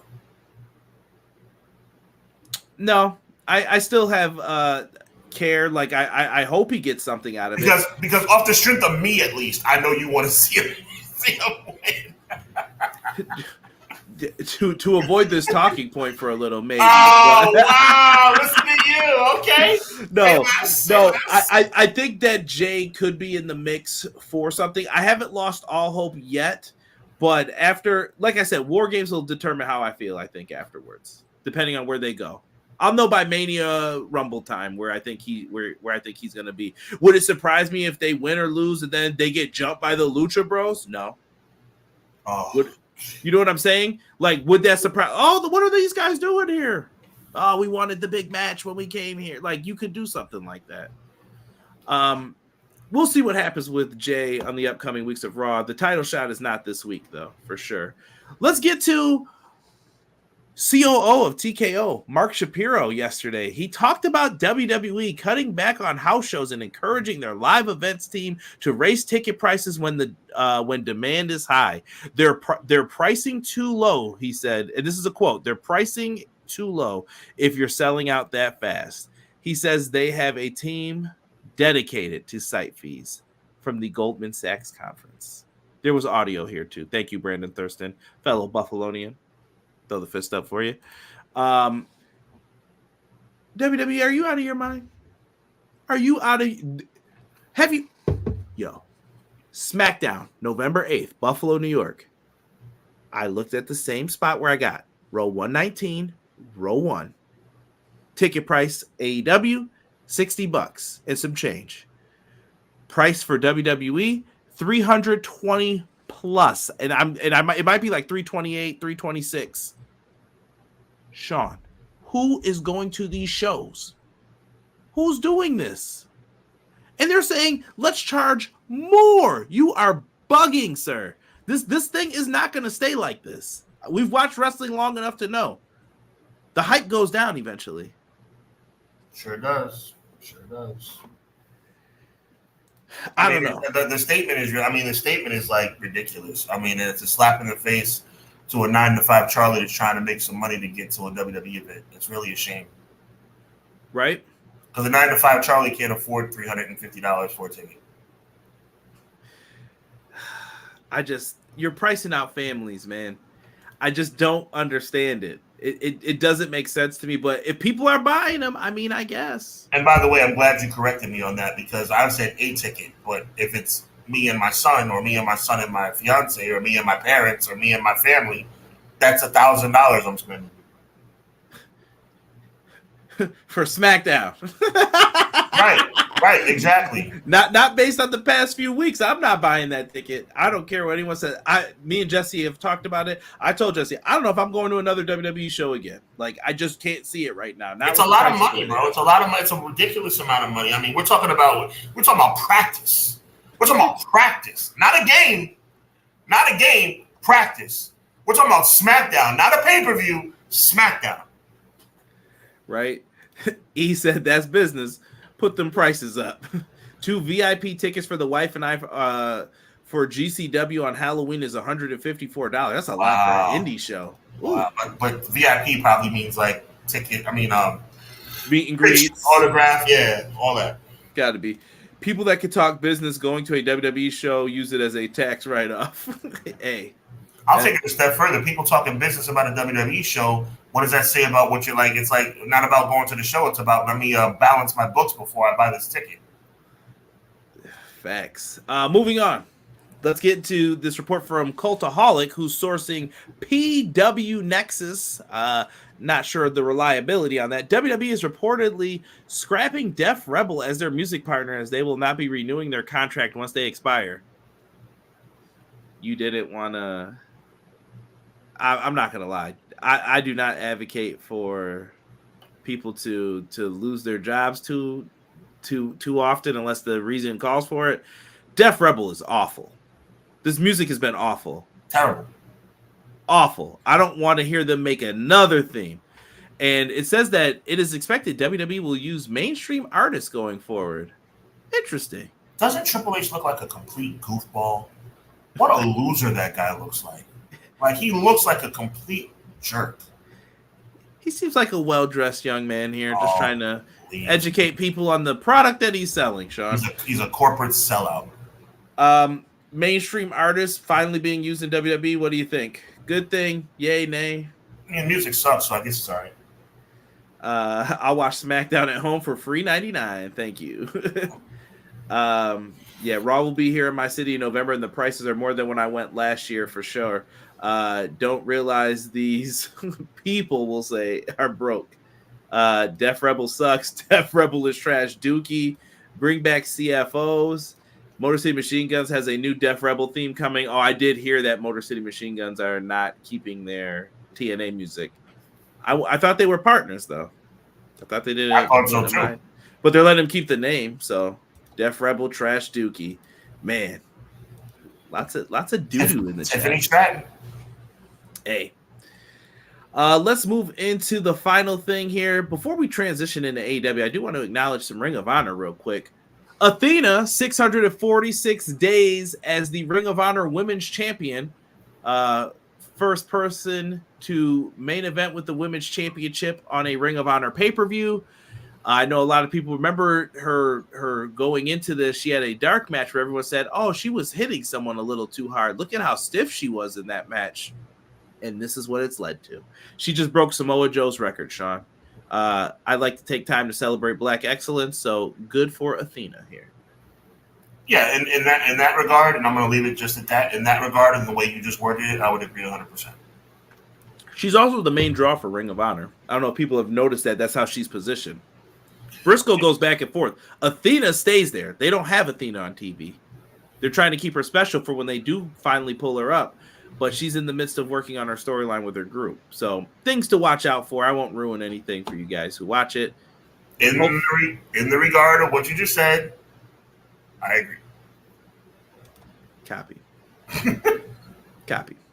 I don't want to put up pictures of the arenas in AEW, Sean, but you wanted to take some time here to talk about it, and I thought that we'll put up a picture of Tony Khan. That seems more appropriate.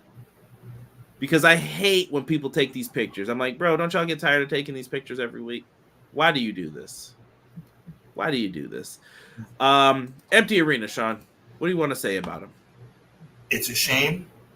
The fans need to support more as it relates to the weekly shows, but now we've gotten to a point. I like spending $200 more. Exactly. But we've gotten to a point now where where Tony Khan has to take some accountability. What am I talking about? Not talking about the product. I still say that AEW is the best brand of professional wrestling belt to belt in the world. But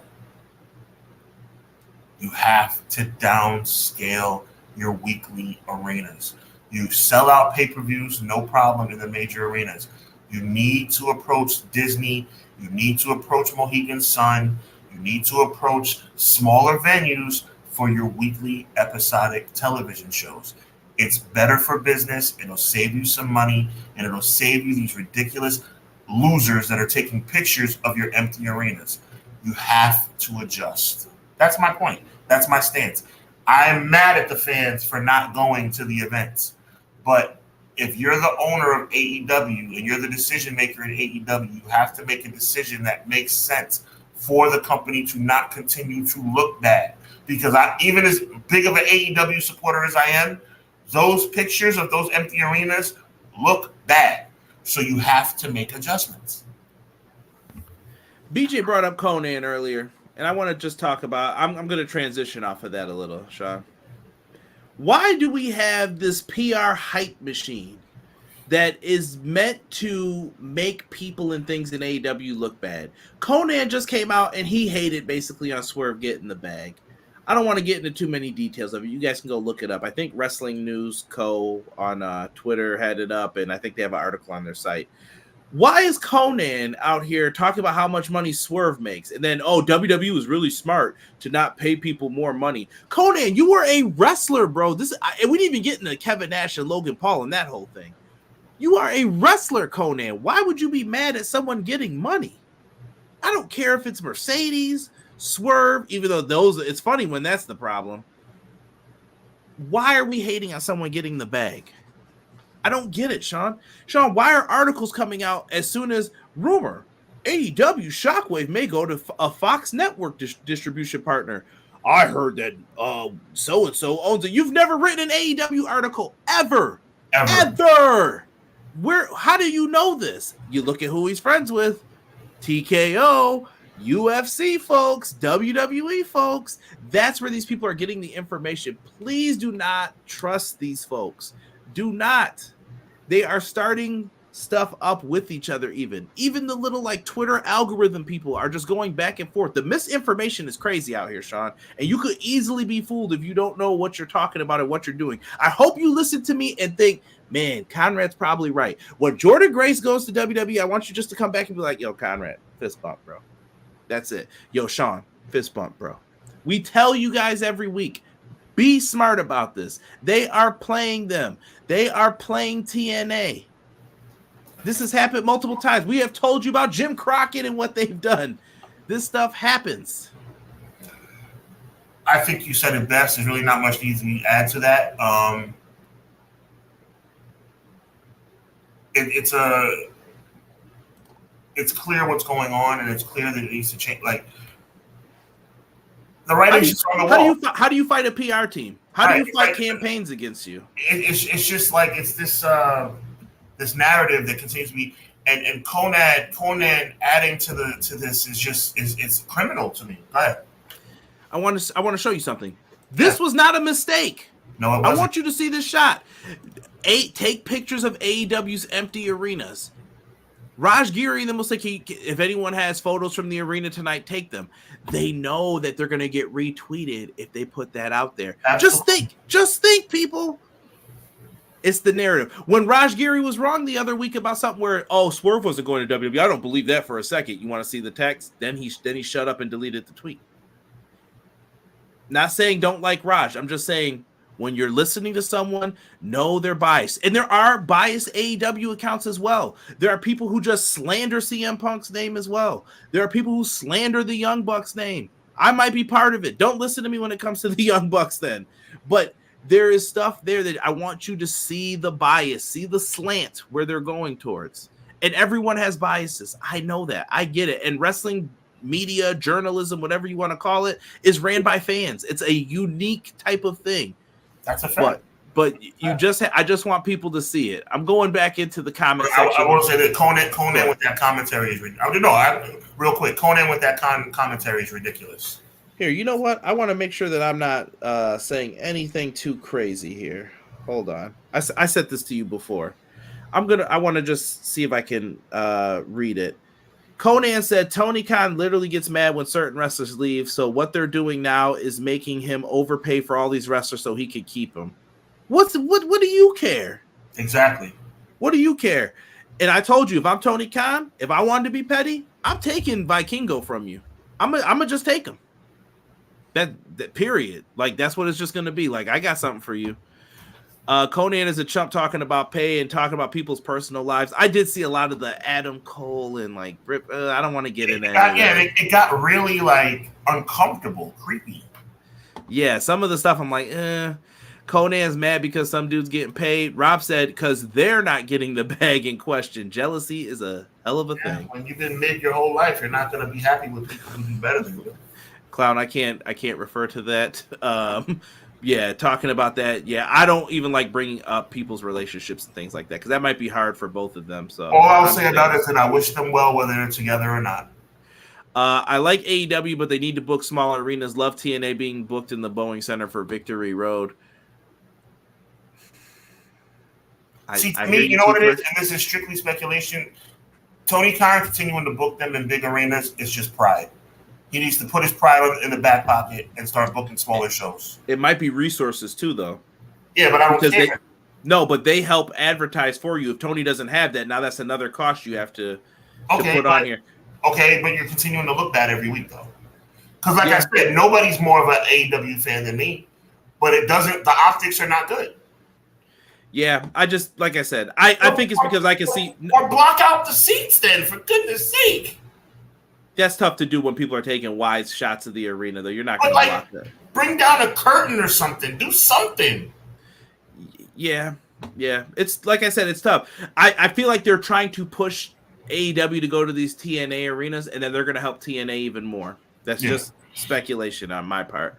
Conan out here trying to get a partnership. I've been saying it for a long time. You see WWE pivot to that smaller arena in St. Louis, so why can't AEW? Thank you for bringing that up, McKinney, because that's funny too. When WWE doesn't sell tickets, they're geniuses for going to the smaller arena. When AEW can't do it, you stupid idiots. That's why I'm like, what does it matter what the size of the arena is then?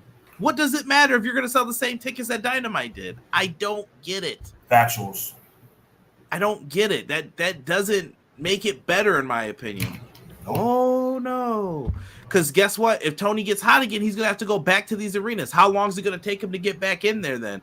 Now you're sitting here wasting time in the small arenas you've already booked? Like, that's tough, man. I just don't know, man.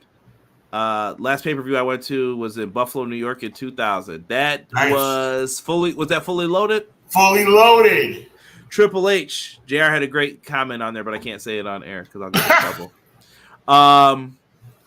TV deal, Sean. I wanted to get your thoughts on this. AEW WBD. I've heard that this portion of it is done, according to Uncle Dave and several others. They said that this is kind of basically ready to be signed, or it's signed already, and they're waiting for part 2, which is AEW Shockwave. People believe it's going to go to a Fox property, maybe FS1, something of that nature.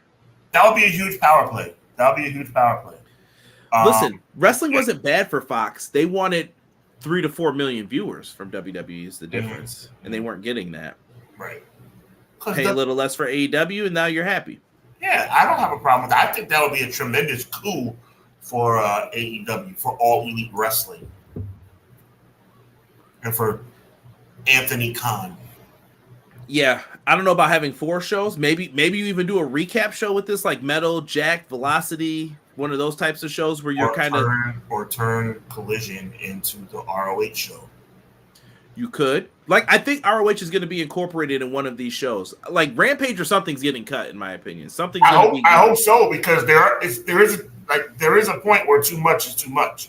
Do you move the days around too? Like, do you got to get off Fridays and Saturdays? Like, do you beg, like, please let me get off Fridays and Saturdays? Because once again, not WWE's decision, not AEW's decision. That is up to TNT. Warner Brothers Discoveries tells you. Tony wanted Tuesday originally. And they were like, no, you're going to Wednesday. He was like, okay. I would clamor for a Tuesday night. I think that would be an epic move and a tremendous time slot. A Tuesday night prime time, I think, would be perfect for AEW. Now, Business 101, WWE may be playing the system so Khan can't book smaller places. That could be true as well. I've noticed some funny things, like I've said, when you bring signs into the AEW show. Mm-hmm. Oh, you got to have stuff off the back. If it's plain on the back, you can't bring the sign in. We were like, why? It's plain. You could write something on it. And then they were like, do you have a marker to cross it out? If I had a marker on me, wouldn't I cross this out right now? What do you, why are you guys making this more of a hassle than it needed to be? But that could have just been arena politics. I don't know. Rob says he does need help in the PR department. Local radio never advertises their shows when they're in town. That's day one promoter-ish. I like that. Nice play on words. True, a.k.a. MSG. Yeah, no one could get MSG, sadly. Is that Rockabilly Kiss My Grits match fully loaded? Possibly. I actually wouldn't mind a Livewire-esque AEW recap show hosted by RJ City and Renee. I would like that as well. I would too, because Livewire was lit. Stone Cold calling in here. Quiet, Chin. Who you talking to, Slaughter? You're not going to talk to... I don't care about Gorilla Monsoon. I don't care what you said. And we all know that Gorilla Monsoon is not really the president of WWF. We all know it's you, Vince McMahon, pulling the strings. So cut the crap. That's the bottom line. Todd Pettengill and Stickley sitting over here. We gotta let him go. Pull it out.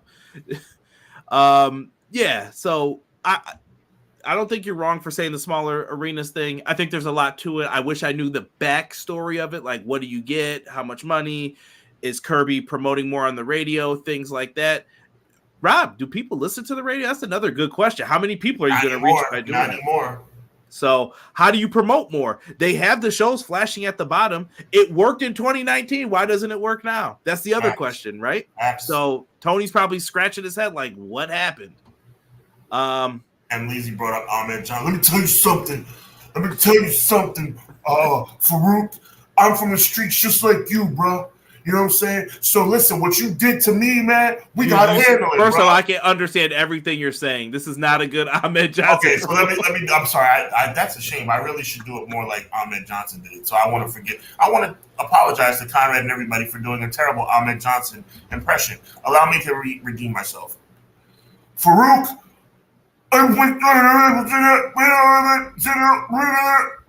Royal Rumble. Warzone.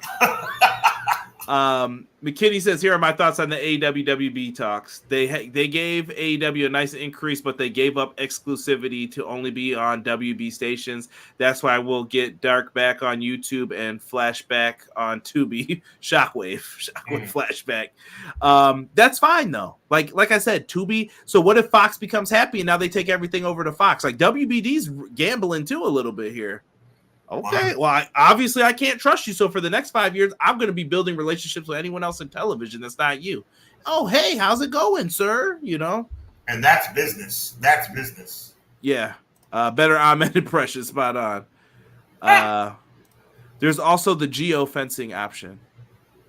Rob, we'll have to talk. I like this. Let's run down Monday Night Raw real quick, Sean, and then I'll let you close it out. Monday Night Raw tonight, man. We've got Bronson Reed versus Braun Strowman. Who's going to hit the ring post first? Who's going to go around that ring and squash the other guy? I've actually been digging Bronson Reed's push, so I'm not too mad about this. I'm not mad at it at all. I just hope they don't ruin it. Like they should. This is a great thing for Bronson Reed. Just don't blow it. Also up here, we do have the Raw tag team titles on the line. The New Day, they're back, and they've just been pivoted away from their creative into a tag title match here with the Judgment Day. This should be a fine matchup here. I would like to see New Day get the dub, but I don't think that's what's going to happen. But I would not cry. You'd like to see the New Day get the dub? Have you ever watched World Wrestling Entertainment before? No, listen, we know. Oh, please. I love the New Day. They are breaking up. It's very clear, and they're going to face each other on a major match on Raw. Right? And Matt has just let us know what's kicking off Raw. CM Punk. He must be getting ready to address Drew McIntyre because at Bad Blood, it's going to be hell in a cell. War Games! I can't wait for Regal to just make some weird appearance to yell that. Just out of nowhere. Like, why is Will? Oh, we're about 2 weeks from Survivor Series. That makes sense. I was just on SmackDown season premiere. What do you mean? They had a little spot reserved for me, and I walked out and waved, and I went to the back. But we'll see what happens with Raw tonight. I'll give you guys some time to check it out. Sean, my brother, I thank you for another wonderful episode of this show. I thank you for another episode of this show, man. I had a good time. I hope the chat had a good time, man. We're fired up about the world of professional wrestling, though I'm not extremely over the moon about WWE. I do think the product has gotten better, okay, but it still needs. I love the Terror Twins. Love them. So hopefully they can continue moving forward in a good direction. Shout out to Jay Uso. This shirt's dedicated to you. Get it on Threadless on HW Weekly.